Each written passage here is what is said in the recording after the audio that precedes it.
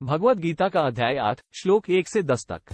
अर्जुन उवाच कि तद ब्रह्म किमिध्यात्मं की कर्म पुरुषोत्तम अधिभूत च की प्रोक्तमधिदैवं किमुच्यते अधिज्ञः कथ प्रयाणकाले च कथमेतात्मगे।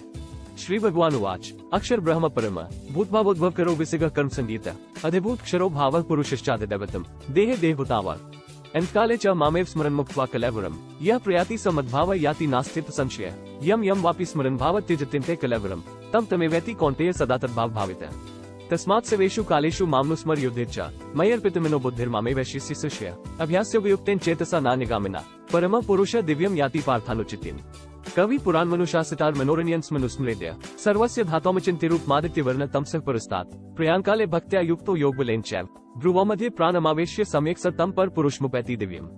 Bhagavad Gita, Chapter 8, verses from 1 to 10. Arjuna said, Krishna, what is that Brahma, absolute, what is Adhyatma, spirit, and what is Karma, action? What is called Adhibhuta, matter, and what is termed as Adhideva, divine intelligence? Krishna, who is Adhyajna here and how does he dwell in the body? And how are you to be realized at the time of death by those of steadfast mind? Sri Bhagavan said, the supreme indestructible is Brahma, own self, the individual soul, is called Adhyatma, and the primal resolve of God, Visarga, which brings forth the existence of beings, is called Karma, action. All perishable objects are Adhibhuta, the shining Purusha, Brahma, is Adhideva, and in this body I myself, dwelling as the inner witness, am Adhyajna, O Arjuna. He who departs from the body, thinking of me alone even at the time of death, attains my state, there is no doubt about it. Arjuna, thinking of whatever entity one leaves the body at the time of death, that and that alone one attains, being ever absorbed in its thought. Therefore, Arjuna, think of me at all times and fight. With mind and reason thus set on me, you will doubtless come to me.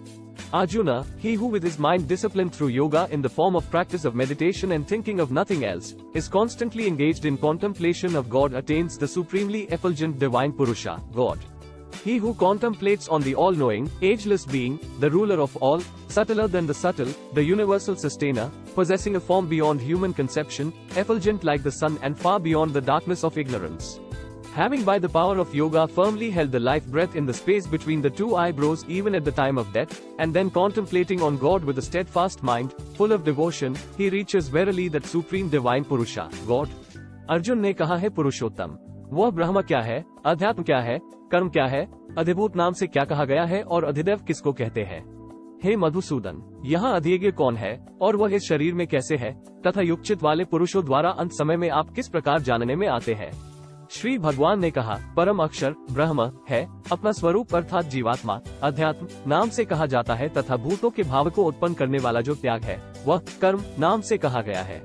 उत्पत्ति विनाश धर्म वाले सब पदार्थ अधिभूत है, हिरण्यमय पुरुष अधिदैव है और हे देहधारियों में श्रेष्ठ अर्जुन, इस शरीर में मैं वासुदेव ही अंतर्यामी रूप से अधियज्ञ हूँ। जो पुरुष अंतकाल में भी मुझको ही स्मरण करता हुआ शरीर को त्याग कर जाता है, वह मेरे साक्षात स्वरूप को प्राप्त होता है, इसमें कुछ भी संशय नहीं है। हे कुंती पुत्र अर्जुन, यह मनुष्य अंतकाल में जिस भी भाव को स्मरण करता हुआ शरीर का त्याग करता है, उसको ही प्राप्त होता है, क्योंकि वह सदा उसी भाव से भावित रहा है। इसलिए हे अर्जुन, तू सब समय में निरंतर मेरा स्मरण कर और युद्ध भी कर। इस प्रकार मुझ में अर्पण किए हुए मन बुद्धि से युक्त होकर तू निसंदेह मुझको ही प्राप्त होगा। हे पार्थ, यह नियम है कि परमेश्वर के ध्यान के अभ्यास रूप योग से युक्त, दूसरी ओर न जाने वाले चित्त से निरंतर चिंतन करता हुआ मनुष्य परम प्रकाश रूप दिव्य पुरुष को अर्थात परमेश्वर को ही प्राप्त होता है। जो पुरुष सर्वज्ञ, अनादि, सबके नियंता, सूक्ष्म से भी अति सूक्ष्म, सबके धारण पोषण करने वाले अचिंत्य स्वरूप, सूर्य के सदृश नित्य चेतन प्रकाश रूप और अविद्या से अति परे, शुद्ध सच्चिदानंद घन परमेश्वर का स्मरण करता है, वह भक्तियुक्त पुरुष अंतकाल में भी योग बल से भरिकुटी के मध्य में प्राण को अच्छी प्रकार स्थापित करके फिर निश्चल मन से स्मरण करता हुआ उस दिव्य रूप परम पुरुष परमात्मा को ही प्राप्त होता है। इससे आगे के श्लोक अगले भाग में। Thanks for watching, like share and subscribe.